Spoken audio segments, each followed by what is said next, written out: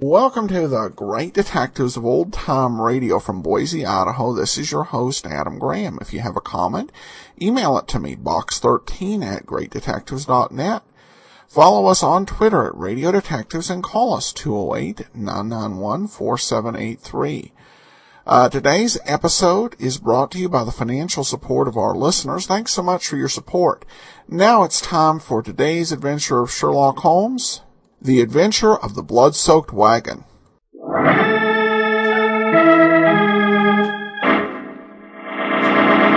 From New York City, the makers of Clipper Craft clothes for men and more than 1,200 leading retail stores from coast to coast present Sir Arthur Conan Doyle's immortal character, the world's most famous detective, Sherlock Holmes, starring John Stanley.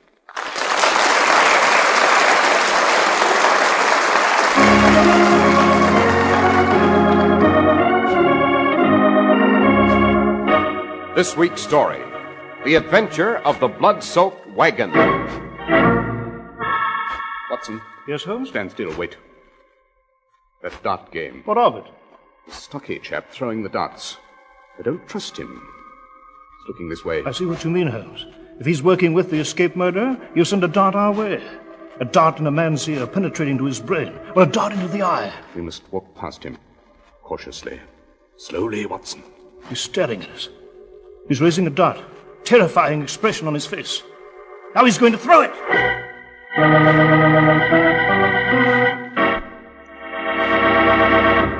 Here's some good advice about your new suit for this time of year.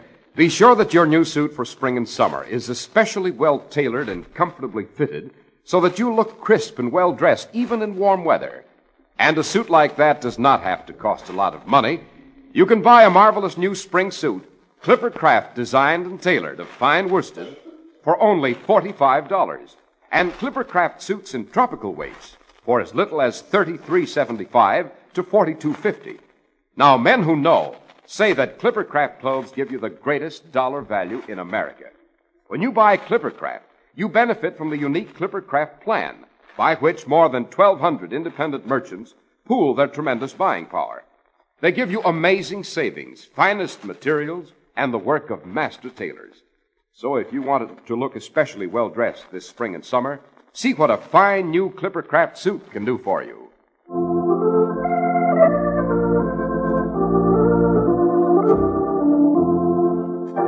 Well, Dr. Watson, you've entitled tonight's story, The Adventure of the Blood-Soaked Wagon. Why, it must have been a hideous spectacle. It was, Mr. Harris. Began one awful night in the fall of 1899 on the outskirts of London. On a vast, desolate meadow, in the dead of night, a huge series of bonfires was blazing, surrounded by the silhouettes of armed men. Some men were shoveling what seemed to be piles of paper into the flames. Others stood about, revolvers at their sides. Holmes had invited me to meet him at the gateway to the meadow. Oh, Joe, why have you asked me to come out here at this hour? What is this weird ceremony? I had no doubt you'd find it most intriguing, my dear Watson. Yes, but what is it? You know our British banknotes become dirty and mutilated from constant use. Of course. The Bank of England periodically calls in such currency and replaces the old banknotes with new issues. The old currency is then destroyed by fire. Then what those men are shoveling into the fires is currency? Exactly. Astonishing. They're burning fortunes. But Holmes, why are you here? The bank, Watson, foresighted as ever, realizes that this operation has its dangers. If anything were to go wrong, the financial stability of the empire would be gravely threatened. Therefore, they invited me to be present, stating that they'd feel more secure. Their sentiment was easily understood, and the invitation quickly Fascinating operation. This wagon before us, for instance, it's typical. 3 men on it. The driver and 2 guards, all armed. Those others carrying the bundles from the wagon? Well, they've removed the lower denomination bundles. The very highest value notes still remain in the wagon. Yes, I see. They'll be extra cautious now, I imagine. You see, the driver's taken out his revolver. The guards are going to step down. Holmes, the driver shot the guards. It looks as if he's killed both of them. Yes, Watson. Good Lord, he's driving off! Stop him! Stop him! All right, up the police! Get up, Master Robert! Get up! Let's go! Up. You other men, fire at that wagon. The wagon, Holmes, but not the driver. You must be after him, Watson. The carriage I came in, Holmes. We can use that. It's over there. Come on. Is the driver about? I told him to wait. It's so difficult to find a cab out here. Yes, there he is. Driver, we want to follow that wagon. Me, Governor? Drive my fine new carriage after that madman? Me drive after him so's we can all have our heads blown off? Perhaps this will change your mind. £5. Yes, there's 5 more if we catch that wagon. Up aboard, gentlemen. Quickly, man, quickly. Right you are. Up. Get up! Get up!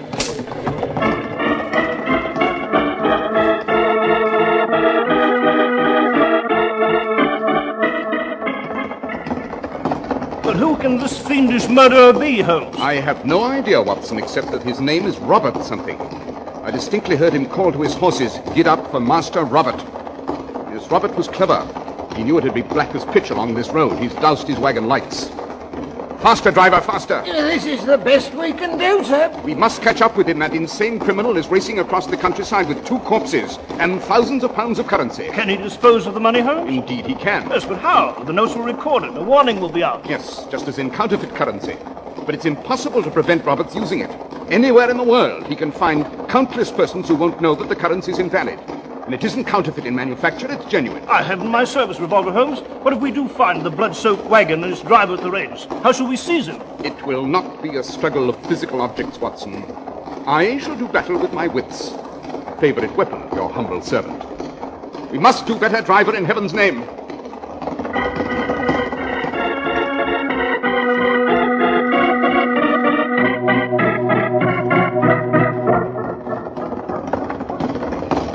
Look, Watson, there's an inn. See the sign? Yes.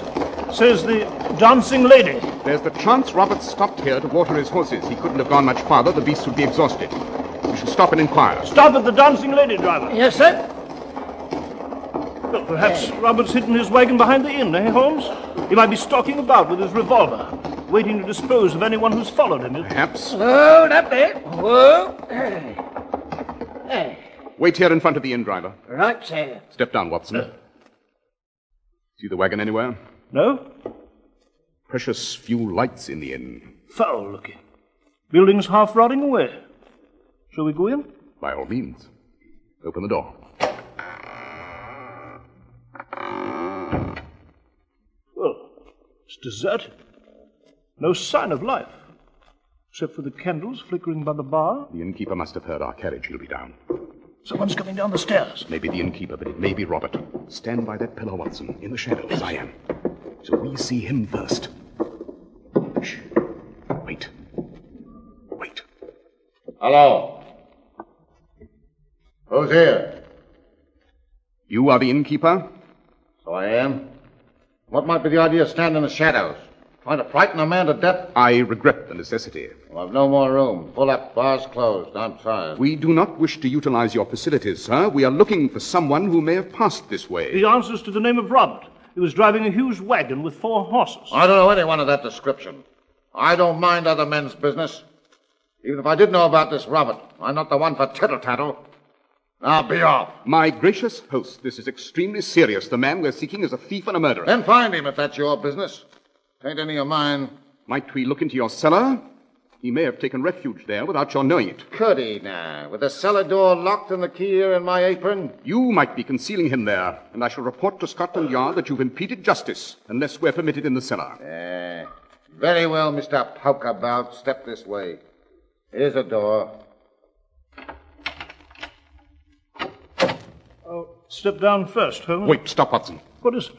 A board sticking up from the first step. Why, I might have tripped on that.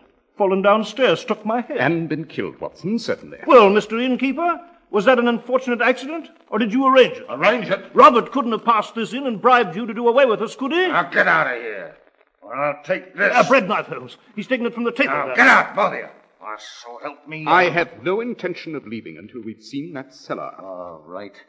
Then I'll just take that throat of yours and this knife and do what I promised to do. Night prowlers, eh? This knife's very sharp and will do the job nicely. Now we'll see how it cuts.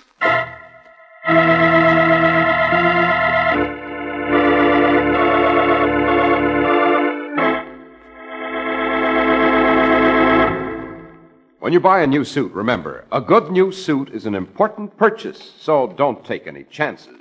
Be smart and buy that new suit from a trustworthy local merchant who wants to keep your trade by giving you the latest styles and the most for your money.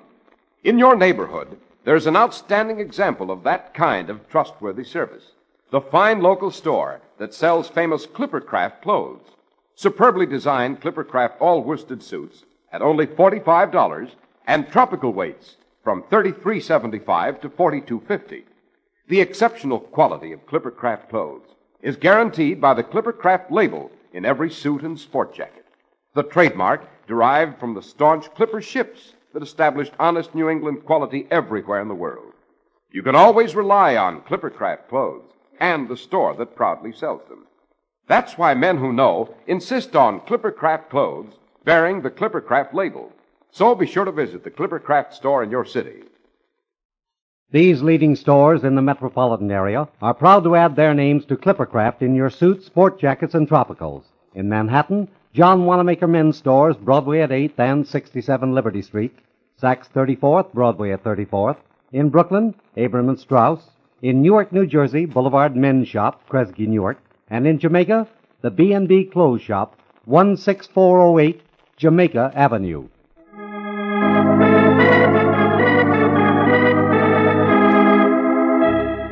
Dr. Watson, you and Mr. Holmes were caught with a furious innkeeper striding toward you with a bread knife while you lost precious moments in pursuit of the killer who'd run off with the blood-soaked wagon. Yes, Mr. Harris? As that innkeeper drew closer and closer? I told you. There's less likelihood of an accident, sir, if the knife were in my hand. Simple technique of jiu-jitsu. Take the knife, Watson. I'll force it from his hand. Oh, my fingers! Yes, I have it, Holmes. Excellent. Now, Mr. Innkeeper, if you'll step aside, we shall have a look at your cellar. Push this board aside. I'll go down, Holmes. Interlopers. That's what you are. I'll call the police. I have an absolutely amazing faculty for remaining a considerable distance ahead of the police. It's a very small cellar, Holmes. Empty. Just a few wine barrels here and some flour. No sign of Robert. Come up then, Watson, quickly. Brixton, that's where you belong. You two should be in Brixton prison. To the carriage, Watson. We must continue along this road. Yes, certainly. Good night, Mr. Innkeeper. I return your knife with thanks for your dazzling hospitality. All right, driver. We'll move along now. Yes, sir. Top speed, driver. Top speed, Mr. Holmes.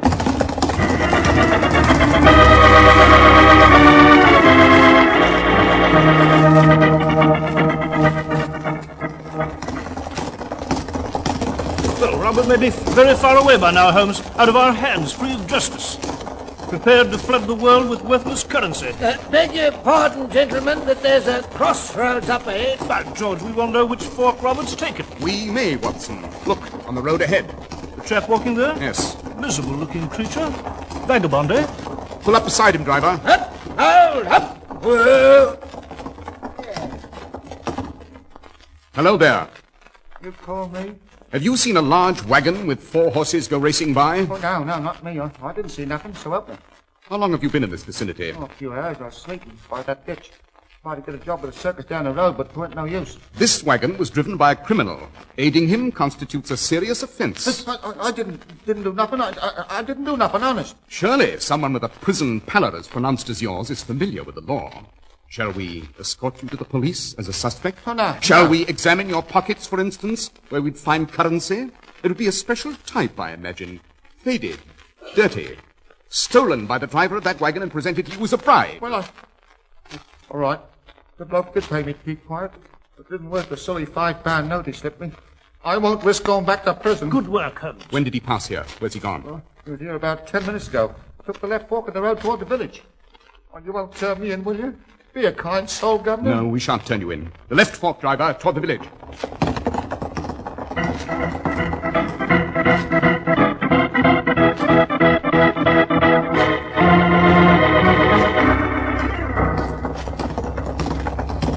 Well, we've passed the village, Holmes. Still can't find Robert.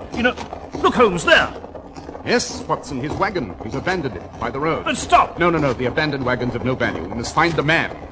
And since that traveling circus the vagabond mentioned is just ahead of us, I'd say that Roberts left his wagon here and raced to the circus grounds. Pull up by that entrance to the circus, driver. Righto, Mr. Holmes.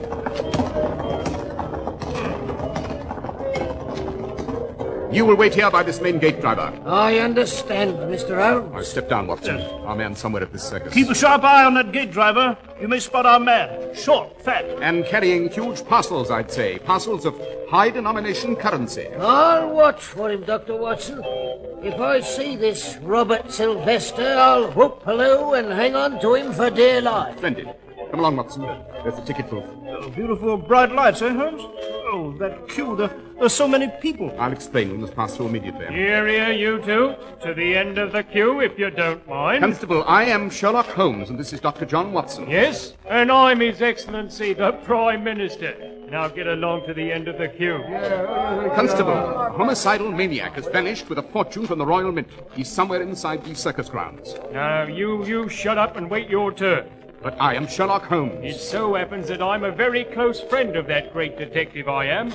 Told everyone in the village about it. I helped him out on many a case. Oh, you have you? Constable, this gentleman standing before you with the pipe and the cape is Holmes. Stay in line, you. We're losing priceless time, Holmes. Yes, confound it, that cashier at the ticket booth is very stupid and slow.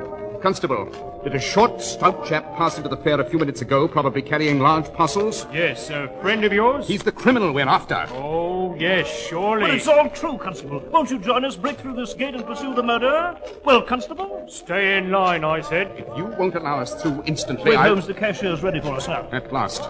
2, please. Right, come, Watson. Let's search every booth, every tent. Hadn't we better take the constable along? That imbecile, what use would he be? Now, let's look for Robert. Very carefully, Watson. Remember, he's sporting a revolver and he's already killed 2 men. An additional 2 would mean nothing to him, nothing at all. Begin the search.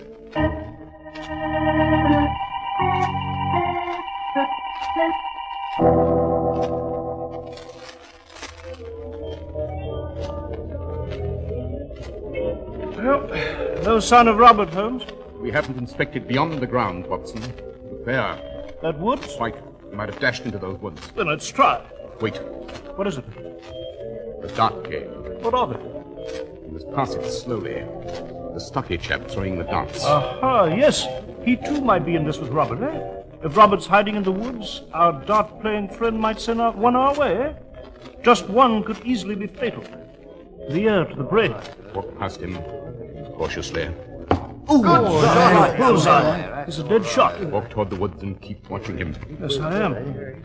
Just a few more steps. He'll be out of range. He's looking this way. Never mind. Walk on. He's raising a dart. Staring at us. We're past his range. Now over the ropes, across the road to the woods. Run!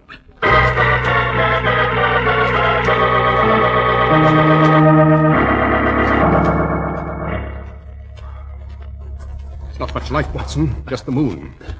Thick foliage. It's clearing ahead. I see water. Yes, there's the Thames. Yes, there's the Thames. All right, stand where you are, both of you. You've led us a most intriguing chase, Robert, here to this river bank. The chase is over. You're going to die now. Don't move. You're waiting for a small boat, eh, Robert? With your dreams in those great parcels at your feet.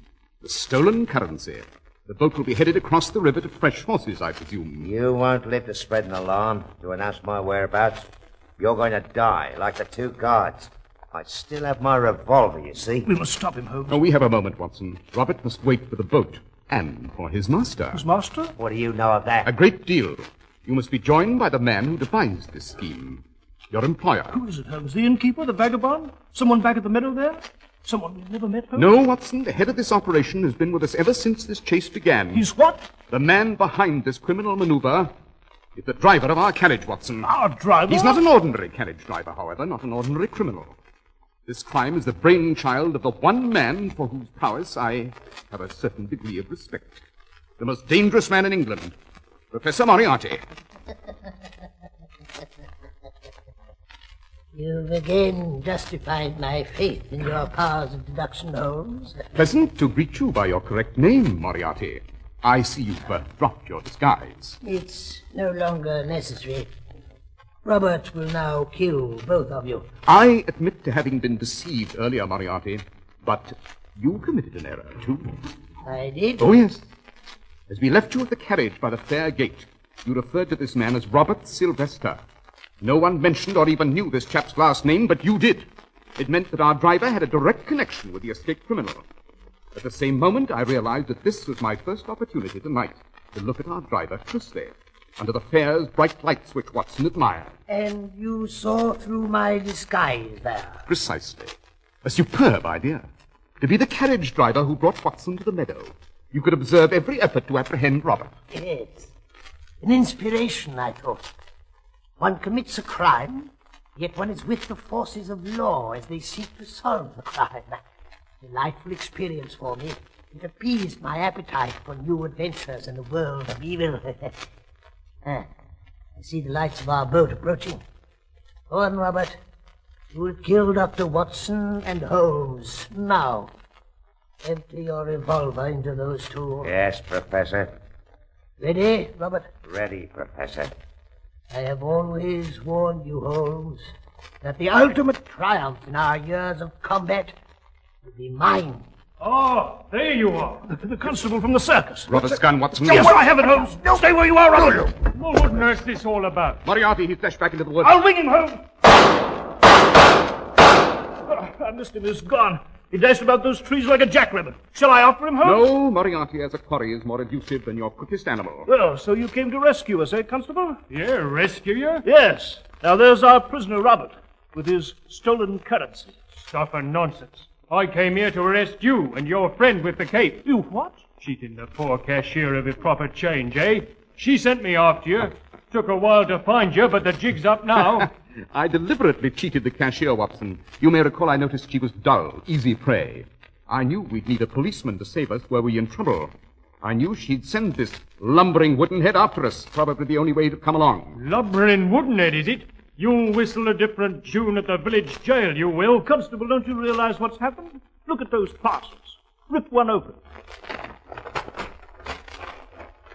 Why, there's a fortune in them. Now, you can tell your friends the truth.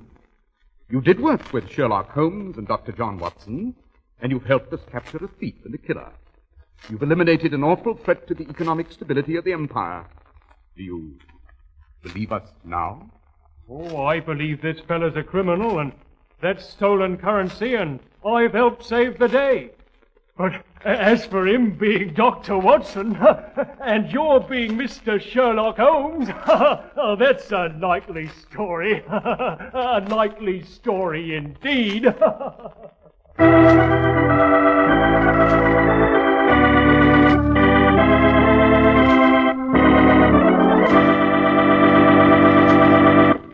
Well, Dr. Watson, pursuing the blood-soaked wagon was an unforgettable experience. Well, Mr. Harris, there are many such thrilling recollections of my adventures with Holmes. And one of the most surprising was the one I've selected for next week. And what do you call it, Doctor? It's the adventure of the three Garradents. It concerns one of the queerest wills ever fired. A butterfly collector and a gambler's duel to the death.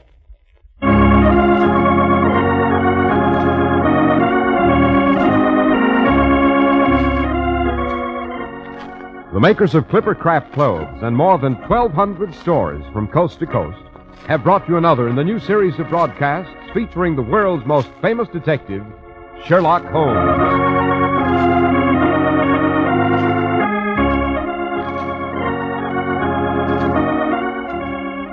Our stories are based upon the character Sherlock Holmes, created by Sir Arthur Conan Doyle, and the program is produced and directed by Basil Loughrane. Sherlock Holmes is played by John Stanley, Dr. Watson by George Spelman. This week's story was written by Howard Merrill, with special music by Albert Berman.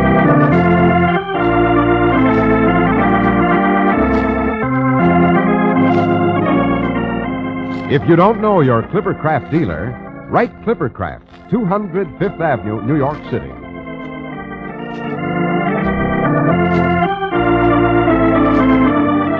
Be sure to listen next week to Sherlock Holmes in The Adventure of the Three Garridans. This is Cy Harris speaking for Clippercraft Clothes.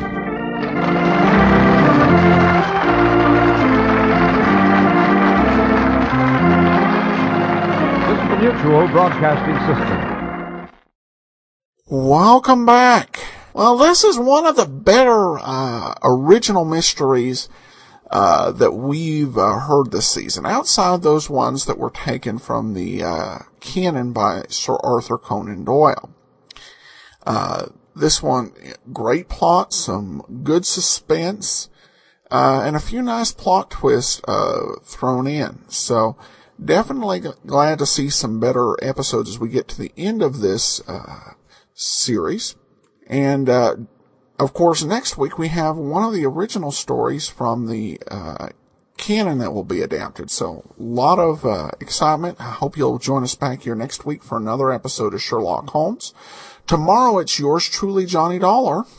In the meanwhile, send your comments to box13 at greatdetectives.net. Follow us on Twitter, Radio Detectives, and become one of our friends on Facebook, facebook.com/Radio Detectives. From Boise, Idaho, this is your host, Adam Graham, signing off.